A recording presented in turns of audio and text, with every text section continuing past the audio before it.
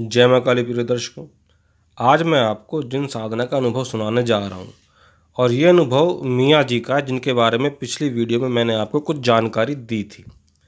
मैंने वो वीडियो क्या कोई बाहरी शक्ति सुरक्षा घेरे में प्रवेश कर सकती है, इस विषय पर बनाया था। उसी में मियाँ जी के बारे में और उसके बाद की एक वीडियो और बनाई थी जिन साधना से संबंधित, जो एक भूमिका तैयार की थी। इन दो वीडियो में उनकी जानकारी दी थी, उनके विषय में जानकारी दी थी। इन मियाँ जी से मेरा व्यक्तिगत परिचय था, बहुत प्रेम था, स्नेह था और जिन साधनाओं के कई रहस्य मुझे इनसे सीखने को मिले थे।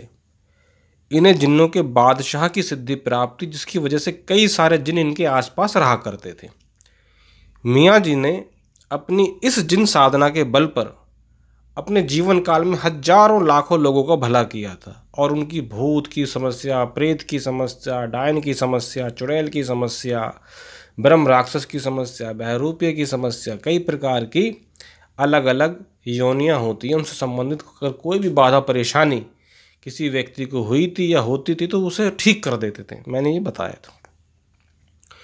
मियाँ जी का असली नाम हाजी अब्दुल समद साहब था और ये उत्तर प्रदेश के रहने वाले थे। बरेली इनका जिला था, फिरोजपुर इनका गांव था। मियाँ जी को कैसे जिन्नों के बादशाह की सिद्धि प्राप्त हुई थी, इसकी कथा भी बड़ी रोचक है। मियाँ जी ने मुझे बताया था कि जब वे 15-16 वर्ष के थे तब वे अक्सर जंगलों में घूमने निकल जाया करते थे।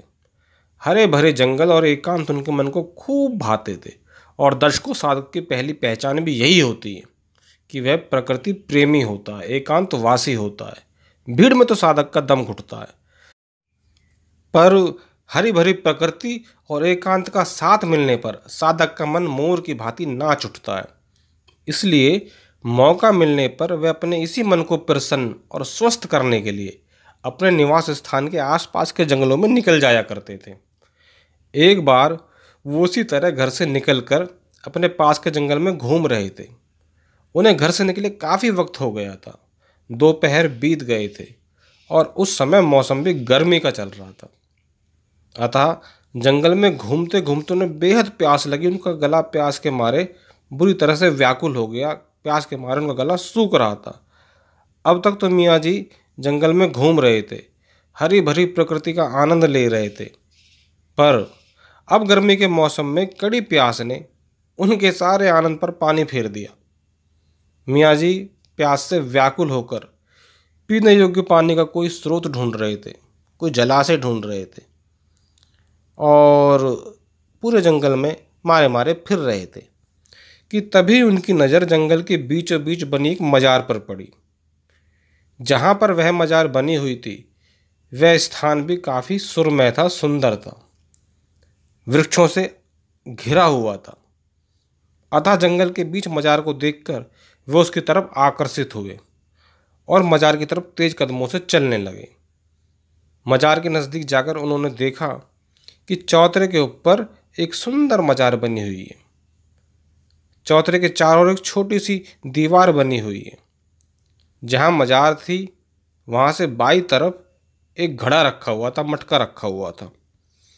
मियाँ जी की दृष्टि जब घड़े पर पड़ी तो उनका मन प्रसन्न हो गया, मन खिल गया कि कोई जो प्यास अब तक लगी थी अब उसकी शांति प्राप्त हो पाएगी। मियाँ जी ने घड़े का ढक्कन हटाकर देखा तो उसमें स्वच्छ तथा शीतल जल भरा हुआ था। पहले तो मियाँ जी ने छक कर, दिल भर कर शीतल जल पिया। गर्मी से व्याकुल उनके कंठ को, उनके शरीर को बहुत राहत महसूस हुई और फिर जंगल में घूमने के कारण शरीर में जो थकावट आ गई थी, उस थकावट के कारण मियाँ जी मजार के पास लेट गए और विश्राम करने लगे। विश्राम करते करते उनकी आंखें लग गईं और वे वहीं मजार के पास पेड़ की शीतल छांव में सो गए। सोते समय नींद में उन्होंने देखा कि काले वस्त्रों में एक फ़कीर खड़ा हुआ है और जो उन्हें देख के मुस्कुरा रहा है। बस उन्हें वो फ़कीर देख रहा है और देख के मुस्कुरा रहा है। मंद मंद मुस्कान उसके चेहरे पर बिखरी हुई है, जैसे उन्हें देखकर वो बहुत प्रसन्न हो रहा हो, पर अपने मुख से बोल कुछ भी नहीं रहा। बस वह वहाँ खड़ा खड़ा मियाँ जी को देख रहा है और मंद मंद मुस्कुरा रहा है। इस प्रकार स्वप्न में फकीर को देखकर मियाँ जी की झट से आंखें खुल गईं और वो नींद के दौरान आए स्वप्न पर विचार करने लगे। तब उन्होंने अपने मन में ये अंदाज़ा लगाया कि हो ना हो ये इस मज़ार का, ये इस दरगाह का ही कमाल है। शायद ये किसी महापुरुष की मज़ार है, किसी सिद्ध व्यक्ति की मज़ार है जो अपने टाइम का कोई तपस्वी रहा हो।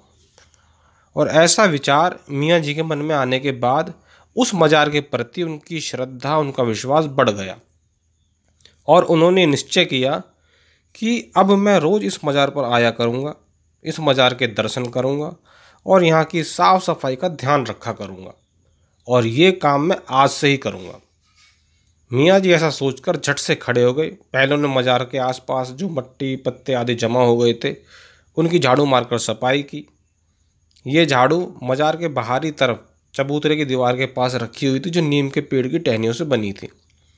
उसके बाद मियाँ जी ने ये सोचा कि जब मुझे मटके में पानी मिल गया तो इसका मतलब तो यही है ना कि आसपास कोई पानी का स्रोत भी होगा, और वो स्रोत को ढूंढने लगे। कुछ मीटर चलने के पश्चात उन्होंने हाथ में जो हाथ से नल का खींचने वाला होता है ना, पहले नल के लगे रहते थे छोटे छोटे, वो मिल गया और उस नल को देखकर वे वापस मज़ार पर आ गए। कुछ देर मज़ार के पास बैठकर उन्होंने माथा टेक कर मज़ार को प्रणाम किया और वापस अपने घर की ओर लौट गए। अब उन्होंने सारी व्यवस्था देख ली थी कि भाई कहाँ पे साफ़ सफाई है, कहाँ पे झाड़ू रखी है, कहाँ पे मटका रखा है, कहाँ पे पानी का प्रबंध होगा, और सब घूम फिर के सारी व्यवस्था देख करके वो अपने घर के लिए लौट गए। अगले दिन प्रातः सुबह नहा धोकर खाना खाकर कुछ अगरबत्ती पतासे वो वापस मज़ार पर लेकर आ गए। मज़ार पर आकर पहले उन्होंने मज़ार के आसपास के क्षेत्र की, फिर मज़ार की झाड़ू से सफाई की, कपड़े से सफाई की, पानी से सफाई की, धोया उसको, और फिर पानी से मटके को भरा।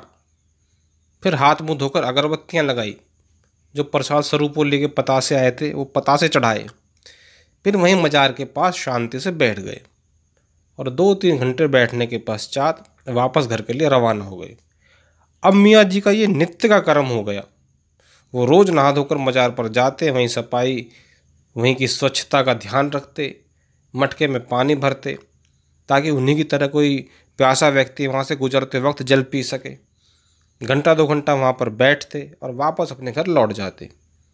मियाँ जी ने मुझे बताया था कि उस मज़ार की कुछ अजीब सी शक्ति थी, कुछ ऐसा आकर्षण था कि वहाँ पर बैठने पर बहुत ज़्यादा मन में शांति भर जाती थी। एक अद्भुत शांति प्राप्त होती थी जो कहीं और बैठने पर नहीं हुई थी उन्हें। कुछ था वहाँ पे कि एक ऐसा शक्ति थी कि जिसका वर्णन नहीं किया जा सकता। शायद वह शांति प्राप्त करने के लिए, पाने के लिए, और कुछ उस मज़ार के प्रति उनकी श्रद्धा वो ऐसी थी कि वो इन्हें रोज़ ही वहाँ जाने के लिए विवश कर देती थी। और इस प्रकार वो बता रहे थे कि मैं बिना नागा किए कई महीनों तक वहाँ पर मज़ार पर जाता रहा। अब मेरा वहाँ पर जाना रोज़ का कर्म हो गया था। पर एक दिन मैं वहाँ पर आलस की वजह से नहीं गया। मुझे कुछ खास काम भी नहीं था जिसकी वजह से कि मैं वहाँ पे जाना स्थगित मुझे करना पड़ा हो। मात्र एक आलस आ रहा था और इस आलस की वजह से ही मैं वहाँ पर उस दिन नहीं जा पाया। और कुछ अब मैं वहाँ पे रोज़ जाता जाता उब भी गया था, बोर भी हो गया था कि मन में एक उबाऊपन आ जाता, वो भी हो गया था। खैर रात्रि हो गई और मैं सो गया। जब मैं सो रहा था तभी मैंने स्वप्न देखा